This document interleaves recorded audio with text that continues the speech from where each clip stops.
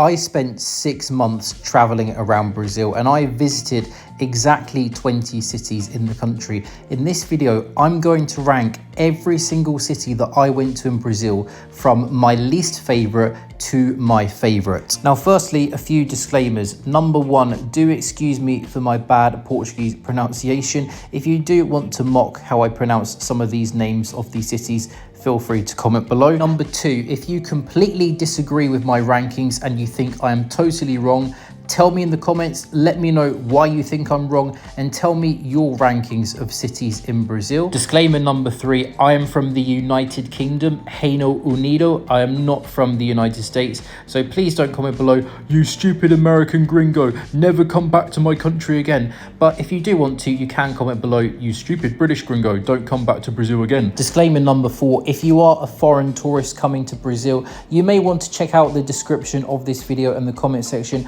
I've put there a load of links to different tours and activities you can do in Brazil, including some tours and activities I actually have done myself, so do check those links out. And the last disclaimer, do not get offended if your city is low in the list. The majority of these 20 cities are really good cities and I really enjoyed my time in most of them. So if your city is in 14th place, it's not because I hated your city, but it's because there are so many great places to go in Brazil. I just could not rank it higher. Oh, and of course, if there are cities that I did not mention in this list, it's because I did not visit these cities. As I said, I've only been to 20 cities in Brazil. If there are any other places in the country you recommend, please comment below, because maybe I will go there on my next trip to Brazil. But now, without further ado, let's get into my rankings.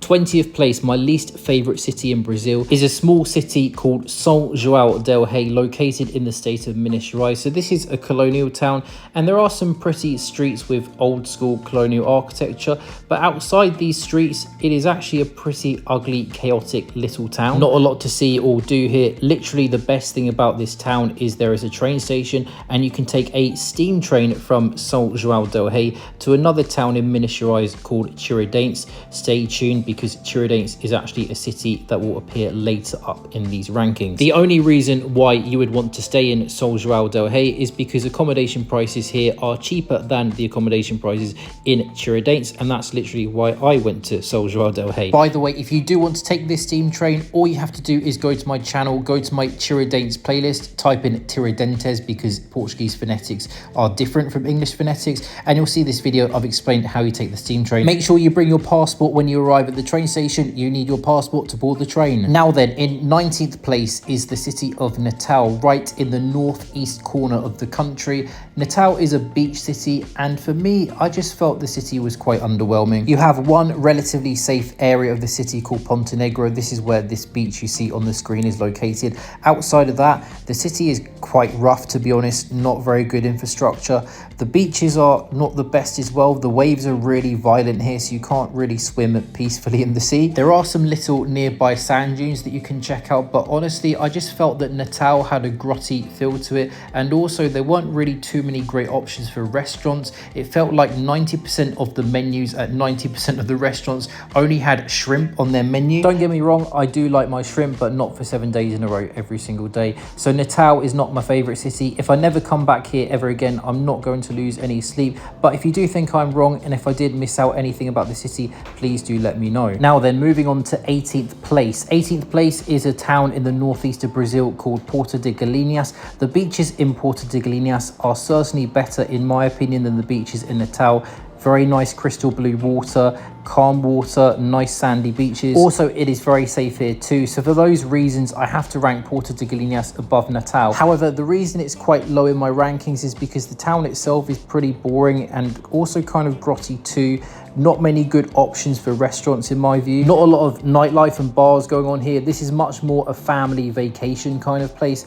I was pretty bored after one day. You don't really need more than 1 full day here. You can even do it as a day trip from the city of Recife if you want to. And that is personally how I view Porto de Galinhas. If you find yourself in the city of Recife, come to Porto de Galinhas for a day out at the beach. However, this is not a city that I would stress to put into your Brazil itinerary, in my personal opinion.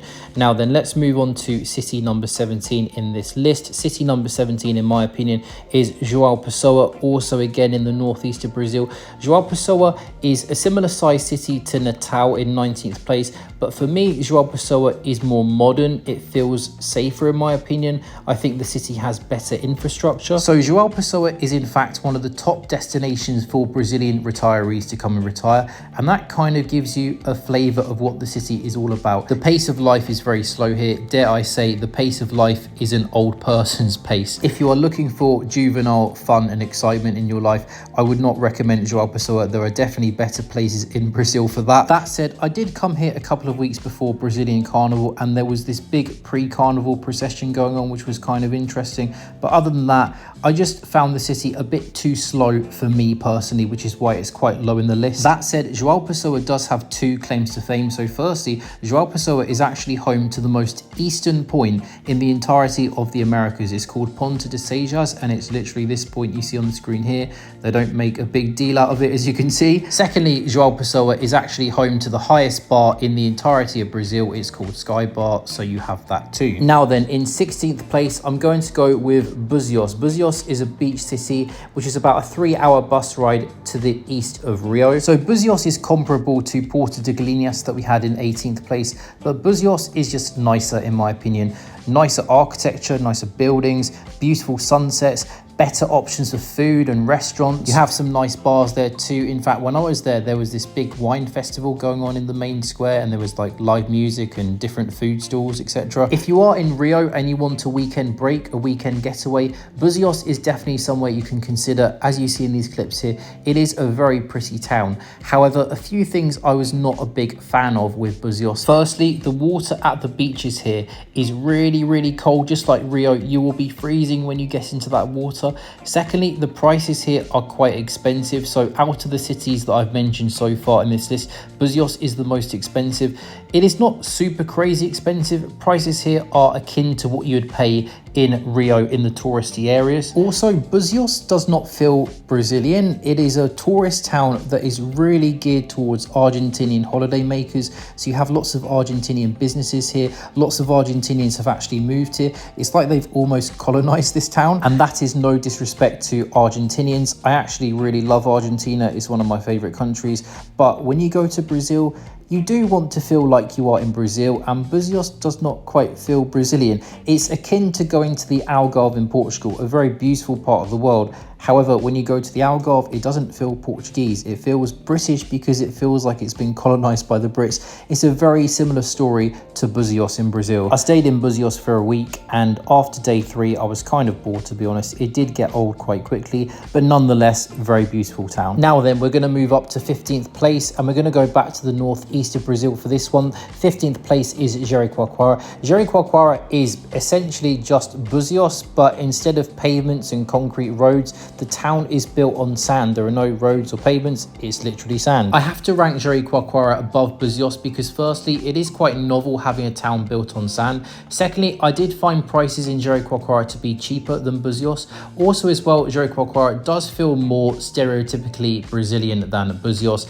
Most people in Jericoacoara are Brazilian rather than Uruguayan, Argentinian or Chilean. The beaches here in Jericoacoara are quite nice too. The water is certainly warmer than the water in Búzios. However, you do need to be careful in the water. There are jellyfish. In fact, I got a little sting from a little jellyfish here, which was a shame. If you like your animals, you're going to see lots of donkeys around the town. And also in the main square, I saw these massive lizards, which was quite cool. One of the big problems, though, about Jericoacoara is that you have to book a transfer to get into Jericoacoara. So Jericoacoara is located in a national park, and public buses are not allowed to enter the national park. If you're going to Jericoacoara, you're probably coming from Fortaleza, so you can book a transfer direct from Fortaleza to Jericoacoara. The link to this transfer you see on the screen is below in the description and the comment section. It's just easier to take this transfer as it gets you directly there. Alternatively, you can take a public bus from Fortaleza to this town, Tiradentes de Jericoacoara, and then from that town you can then take a transfer to Jericoacoara, but I just think the direct transfer is easiest. Additionally, you may get approached by some guys in Jericoacoara trying to sell you substances, which can be quite annoying. Also as well, there are not many good bars there where you can sit down and have like a draft beer or a craft beer.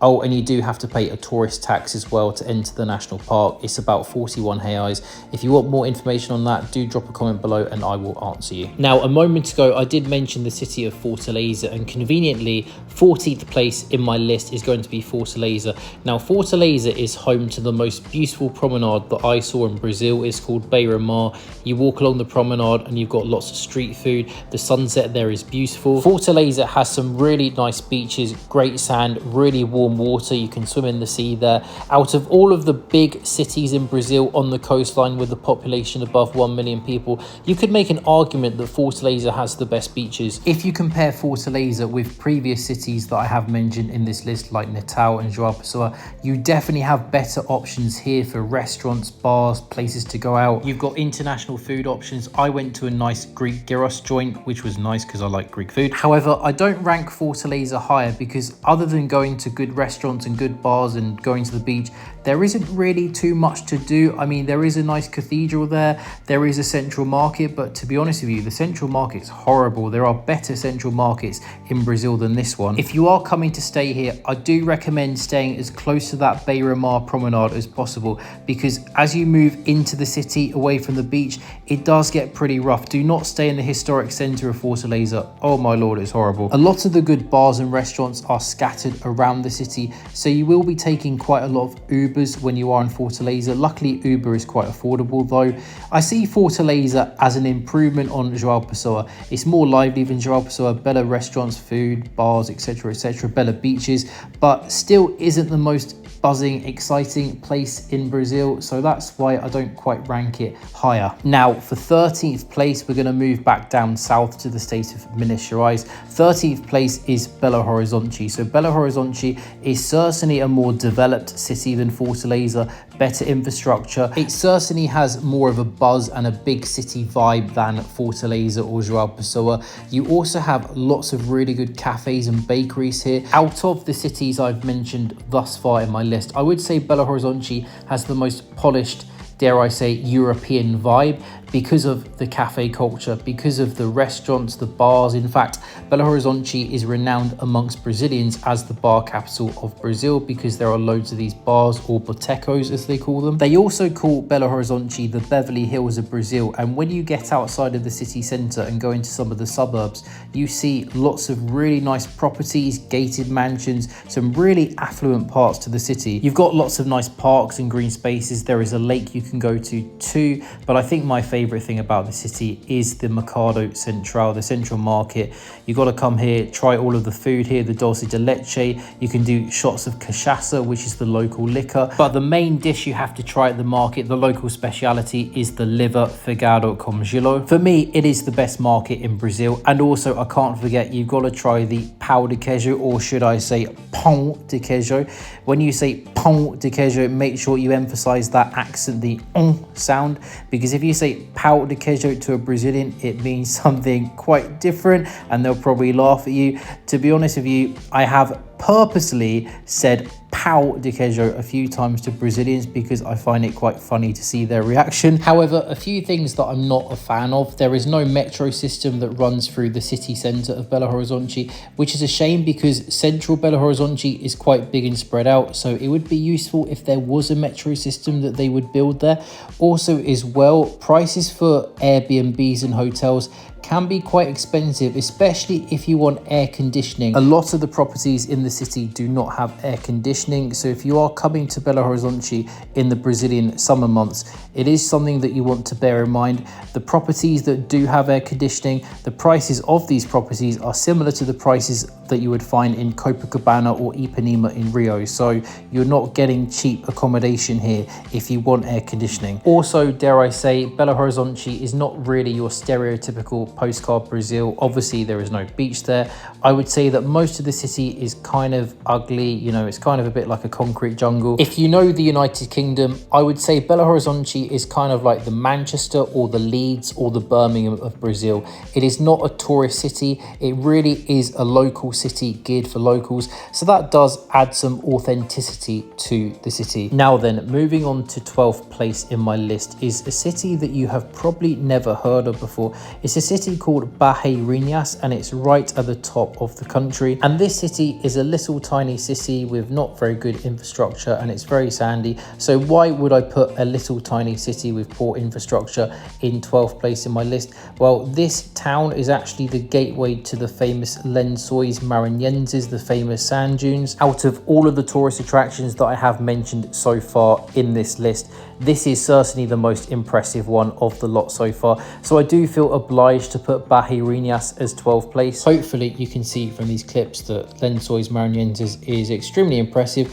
But as for the town of Barreirinhas itself, I was actually really surprised. On a Friday night and a Saturday night, it is actually a really good vibe. Lots of restaurants, lots of people, street food, bars. I mean, would I live here? Probably not. I would rather live in Belo Horizonte, to be honest, but to come and visit Barreirinhas is one of the top places to visit in Brazil without doubt. Now, in terms of getting to Barreirinhas, my wholehearted recommendation would be to fly into São Luís Airport and get a bus, which will be about a 5-hour bus into Barreirinhas. Do not do what I did and fly into Fortaleza, because the bus from Fortaleza is a brutal 15-hour bus journey, and I've not recovered since, to be honest with you. 99% of the time, flying into Fortaleza will be cheaper than flying into São Luís, but honestly, just pay the extra money, fly into São Luís, because it is not worth it, that bus journey from Fortaleza. Additionally, you will have to book a tour to go to see the Lençóis Maranhenses. This on the screen is the tour that I did. I would recommend it. The link to this tour is below in the description and the comment section. Now let's move to 11th place. 11th place is going to be the city of Ouro Preto. So Ouro Preto is another colonial town in the state of Minas Gerais, and if you're just talking about architecture, Ouro Preto is probably the prettiest city out of all of these 20 cities in my list. If you did not see any Brazilian flags in the city, you could be easily forgiven if you thought you were in a Portuguese town in the countryside, because the architecture is very Portuguese, very European. You have these beautiful Baroque style churches everywhere. Also, there is a lot of history here too. So Ouro Preto was the center of the Brazilian gold rush. It was one of the wealthiest cities in the world at one point. A war of independence was fought here as well against colonial Portugal, and today the city is full of some really nice cafes, restaurants, good food. Also, I have to say that my favorite lager that I tried in Brazil comes from Ouro Preto. It's called Ouro Pretana. It is so refreshing, so crisp. Getting here is also not too bad too. It's about a 2.5-hour bus ride from Belo Horizonte. There are also direct buses from Rio too. It would probably be about a 10-hour, 11-hour journey. However, a few things I did not like. You can probably tell from these clips, there is a lot of traffic in the town. There's lots of cars in the main square. Trying to cross the road can be really annoying, and the noise pollution of the cars and the traffic, it really did get to me after a couple of days. Additionally, the city is really hilly, which is nice because it does add a nice aesthetic to the city, but it is really annoying walking up and down all those hills, and the slabs on the cobble streets are really small, so your feet are going to hurt doing all that walking. And likewise to Belo Horizonte, you will have to pay extra for air-conditioned apartments and hotels, but nonetheless, as you can see from these clips here, it is one of the most beautiful places you can come and visit in the entire country. Oh yes, and very important to mention, if you are looking for hotels and Airbnbs and you notice the word República in the description, or República as they pronounce it, that is actually university accommodation, university halls of residence, so you probably don't want to stay amongst students when you come to Ouro Preto, so something to watch out for. Now we're going to go on to 10th place in my list, and 10th place is a city which is a lot more uglier than Ouro Preto, but nonetheless a very cultural city. 10th place is Recife in the northeast of Brazil. If you want a simplistic explanation of Recife, it's kind of like a mini Sao Paulo by the beach, but cheaper prices, friendlier people, and more, dare I say, Brazilian stereotypical culture here. So talking about the negatives first, the traffic here is really bad. I honestly think Recife's got the worst traffic out of any city that I'm going to mention in this list. Also, you can probably tell from these clips, most of the city is really ugly. There's a place in the city centre called Boa Vista, and it's one of the most intimidating places I've ever been to in my life. Like, it's really rough and scary. Also, you may hear Brazilians jokingly call Recife Hell Recife or Rain Recife, because the weather in the city has a mind of its own. Sometimes it's really hot and tropical and humid, and then the next minute it's going to be pouring down with rain, rain, thunderstorms, so the weather's really strange here. But all of that said, Recife I find to be a really interesting city. They have an extremely strong carnival culture here. If you ask people in Brazil where are the best 3 carnivals, they will say Rio, Recife and Salvador. So you come here during carnival and you head down to Recife Antigo, which is the historic old town, and it's full of processions and dancing and music and bars. And also, even if you come here outside of carnival, it's a really good vibe on a Friday night and a Saturday night. Now, if you are coming during carnival, what you want to do is you want to go to a town called Olinda, which is technically its own city, but as you can see on a map here, Recife and Olinda are basically one city. And once again, even if you come to Olinda outside of carnival season, it is a really nice colonial town. You've got nice cafes, restaurants and bars you can check out too. Probably my favorite thing to do in Recife though is to go to the historic old town Recife Antigo on a Sunday, because that's when the Sunday market occurs. You've got all of these market stalls and street food. You've got lovely cafes, lovely architecture. There are interesting museums where you can learn about the Dutch colonial times, because actually Recife was the capital of the Dutch colony of Brazil when they colonized the northeast of Brazil.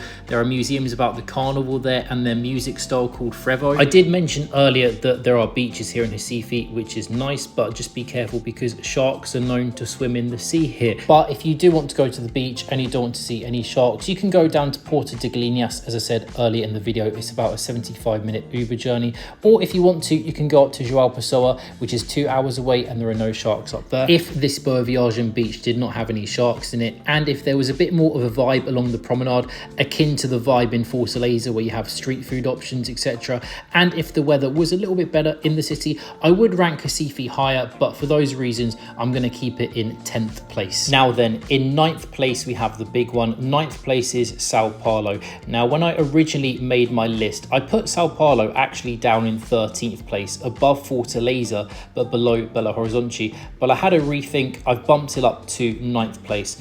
What I will say about Sao Paulo, don't have crazy high expectations. So the mistake that I made is I came here having really high expectations. I read so much online that Sao Paulo is the New York City of South America, it's the London of South America, and I had a preconceived image of what I expected Sao Paulo to be. I expected hustle and bustle on every single street. I expected neon lights. I expected Oxford Street vibes, Times Square vibes, and Sao Paulo is just not that. It is not a city on the level of a Tokyo, a New York, a Paris, a London. And if you come here expecting that, you will be disappointed. But if you come here expecting a big non-touristy city, a business city catered for locals that just so happens to have 20 million people, that just so happens to have lots of options for really good cafes, restaurants and cuisine from all over the world, good neighborhoods to explore, then I don't think you will be that disappointed. The best way I can describe it is kind of like if Berlin and Bangkok merged into one big super city.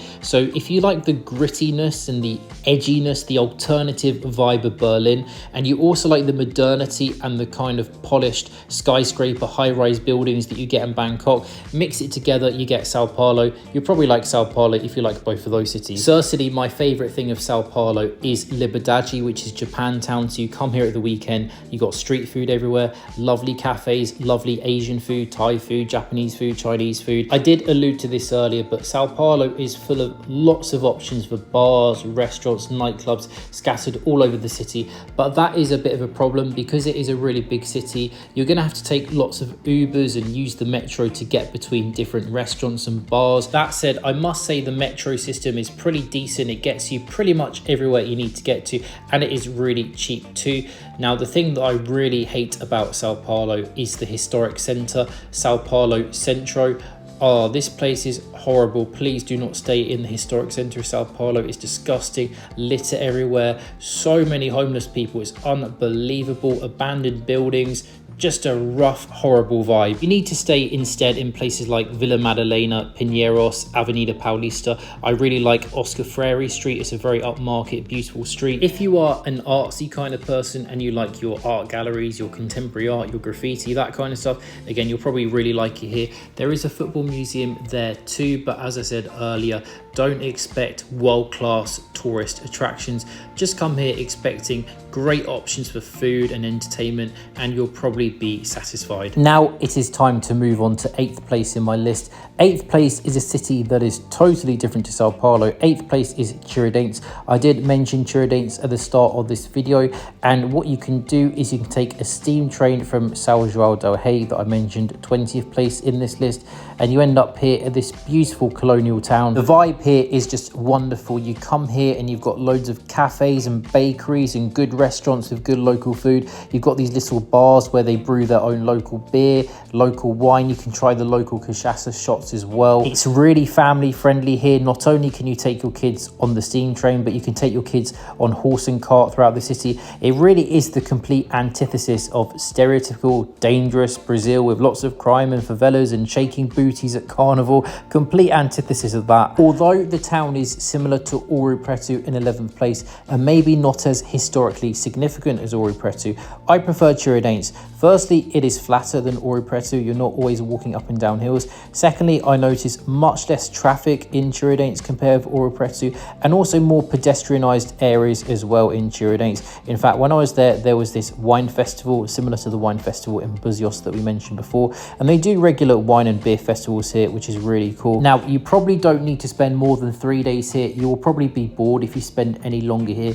But regardless, it's one of these places that you just can't dislike. It doesn't matter how old you are, doesn't matter what your interests are, you're going to come here and you're guaranteed to like it. In fact, you can even get buses from Rio here. It will be about a 6-hour journey, and also from Belo Horizonte too. From Belo Horizonte, it will be about a 4.5-hour journey. It is a wonderful weekend break in Brazil. If you're coming to Brazil for at least 3 months, I would 100% recommend you add Tiradentes into your itinerary. Now it's time to move to 7th place in the list, and for 7th place, we're going to go to an island in the state of Bahia called Morro de Sao Paulo. Well, technically, Morro de Sao Paulo is a town on an island. It's not the island name itself. Regardless, this is a beautiful place. Tropical beaches, lovely warm water. The town itself has really pretty buildings. You've got lots of great options for cafes and local restaurants doing local Bahian cuisine. And I'm sorry, Mineiros, but Bahia has the best food in Brazil. It's just a fact. I don't make the rules. You can do boat tours around the island, and the nightlife is really good here too. Lots of bars, lots of street food, vendors selling drinks, just a really good vibe. I will say though that the island is quite pricey. Food, accommodation, some of the priciest that I saw in Brazil. Obviously, it is an island, so you do need to take a 2-hour ferry ride from Salvador to get here. Additionally, you do need to pay a tourist tax. It is 50 reais at the time of recording. If you need more information on how you pay that tourist tax and how you book your ferry tickets, don't worry, I've literally made a video all about it. Just go to my channel, go to my Morro de Sao Paulo playlist. You'll see this video here, click on it. I explain everything step by step really easily for you. The weather in Morro de Sao Paulo can be a bit strange as well. Sometimes you're probably going to get some rainy days, but if you stay here for a week or two, you're guaranteed some sun along the way. It's a lovely island. Come and have a holiday for a week or two. Beautiful, beautiful place. Now it's time to move up to 6th place in my list. 6th place is going to be my final colonial town in Minas Gerais. 6th place is Diamantina. Diamantina combines the best of Tiradentes with the best of Ouro Preto, in my personal opinion. So you have that grand, traditional, old school colonial architecture that you would find in Ouro Preto. As you can see, it is extremely impressive. But like Tiradentes, you have more pedestrianised areas, less cars around the city, which is just really nice. It's a similar sized city to Ouro Preto as well, and there's a university here, so you do notice a lot of young people in the town. So what you do is you head down to the main pedestrianised square on a Saturday, and it is full of market stalls and good food and local beer and wine. You've got live music there, just a lovely vibe. And I'm gonna make a very bold statement now, but I think Diamantina is the friendliest city in Brazil. It seemed like every restaurant and cafe I went to, the customer service was fantastic. I remember going to a coffee shop and the lady could not speak a word of English, but it was not a problem because she was using Google Translate to explain the menu. That level of customer service, you just don't get that in Brazil. Brazilians are not great at customer service, but in Diamantina, they are. Now, I highly recommend before booking your trip to Diamantina, go onto Google and type in Vesperata Festival. So on a select few Saturdays throughout the calendar year, you have this thing called Vesperata, which is kind of like a music event where you have these trumpet bands playing music in the Old Town Square. It really is an interesting thing to go and see. But I must say, I think the worst thing about Diamantina is the horrible, bumpy 7-hour bus ride that you'll have to take from Belo Horizonte to get here. If you can stomach it, try to stomach it. I do think Diamantina is worth it. Absolutely stunning place. Probably one of the top hidden gems, if not maybe the hidden gem of Brazil, in my personal opinion. I mean, there are literally no foreigners who come here, so you better get here soon before the foreigners realize that this is a stunning place and they ought to come here. Now we are talking, we are now entering my top 5 favorite cities in Brazil. In 5th place is Foz do Iguaçu. This city is home to the famous Iguaçu Falls, and this is one of the most impressive natural sights I've ever seen in my life. I'm not the biggest nature guy, but even I was pretty much mind blown. It is absolutely huge. You go right into the waterfall pretty much too. Additionally, I'm going to make another controversial statement. I think the Iguaçu Falls are more impressive than the Lençóis Maranhenses sand dunes that I mentioned earlier on in the video. I'm not saying that Lençóis Maranhenses are not impressive. I just think Iguaçu Falls was more impressive to me. I would recommend that you pick Iguaçu Falls over Lençóis Maranhenses if you're making a decision between the two. And also, it's just easier to get to Iguaçu Falls geographically and logistically. But Foz do Iguaçu, the city, is not just a one-trick pony with the Iguaçu Falls. There's also like a bird zoo, a bird park where you can go and take the kids to see some birds. There's also this random Buddha statue just outside of the city. But what I recommend that you do in the evening time is that you head down to this place called Tres Fronteiras. So you head down here, you pay a small entrance fee to get inside, and then you've got lots of these bars and restaurants, and you've got live entertainment there, and you can see the 3 borders, the 3 countries, Argentina, Paraguay and Brazil. I mean, Tres Fronteiras literally translates to 3 borders. And in the main city of Foz do Iguaçu itself, you do have some nice bars and restaurants there.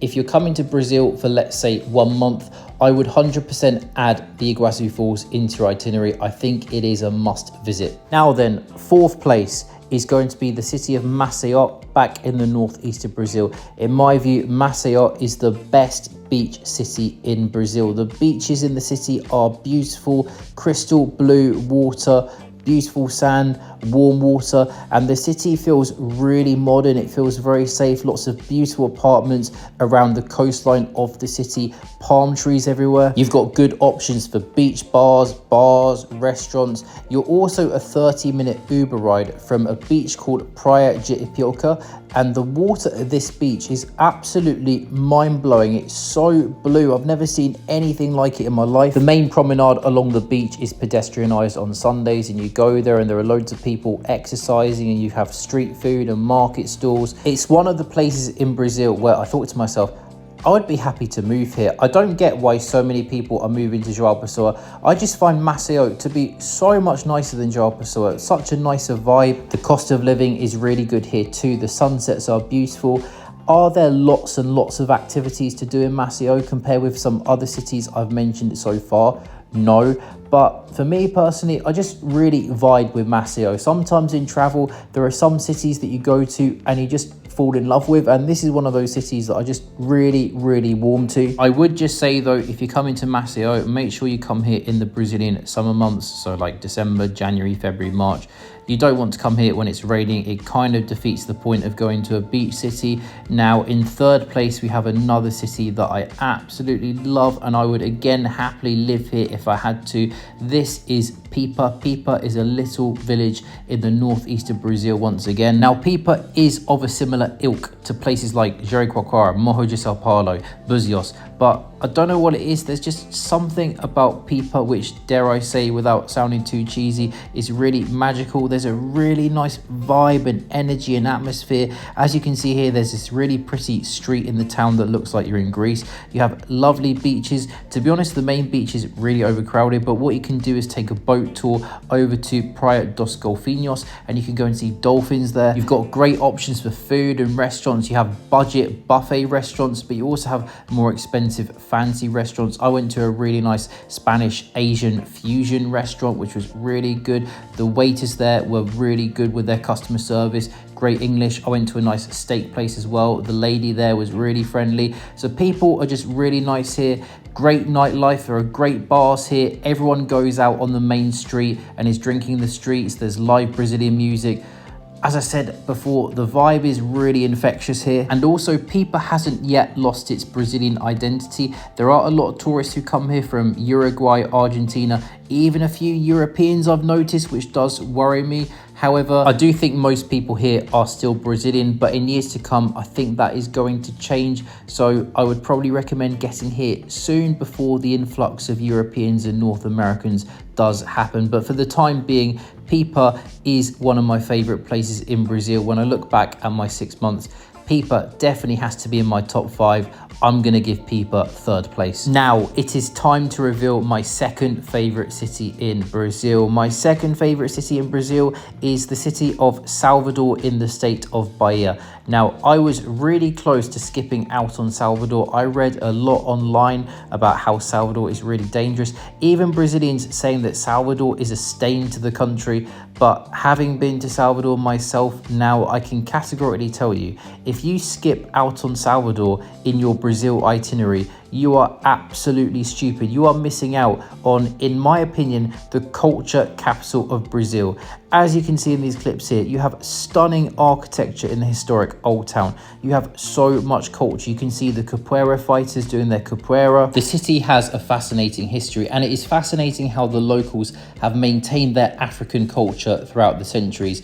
Now, me personally, I'm a massive foodie, and I suggested this earlier in the video, but Bahia and Salvador has the best food in Brazil. So Salvador has the best starter in Brazil, it's called acarajé. Salvador has the best main course in Brazil, it's called moqueca. And Salvador has the best dessert in Brazil, it's called cocada. Again, I'm really sorry people from Minas Gerais, but you know it's true. If you do want some beaches in Salvador, you can head down to the Barra neighborhood and you have a couple of beaches there. They are quite crowded, beware, but the vibe is really good there nonetheless. You can go to the famous lighthouse and see the sunset there. The sunset is one of the best sunsets in Brazil. You also have a lot of bars and cafes in the Barra neighborhood. As I said before, there is a bit of a reputation with Salvador with safety and being a bit dangerous, but honestly, if you stay in the historic Old Town Pelourinho or you stay in Barra, you're probably going to be perfectly fine. There is a really big presence of police in both of those neighborhoods.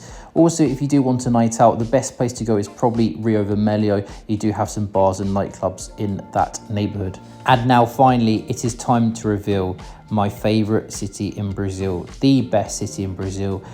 And you've probably guessed it, it is Rio de Janeiro. Now, I could sit here and try and pretend that Maceió is the best city in Brazil or Tiradentes is the best city in Brazil and try and be alternative and cool and edgy, but the reality is that Rio is the best city in Brazil.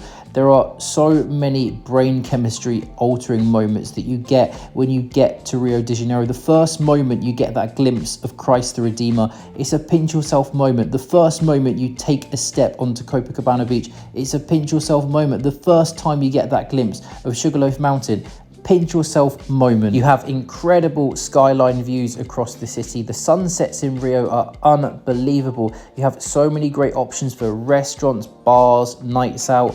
Now, is Rio the perfect city? No, there is no such thing in the world as the perfect city. Does it have problems with safety? Yeah, it is a little more unsafe than some other cities in this list.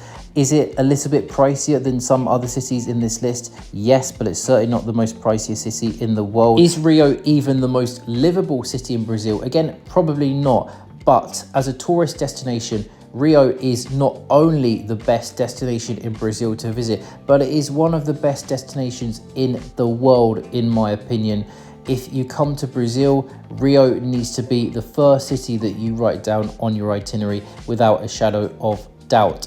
So I've now completed my list. Let me know what you think of my list. Let me know if you agree or disagree with any of the placements in this list. All I have to say now is muito obrigado for watching. Ciao, ciao.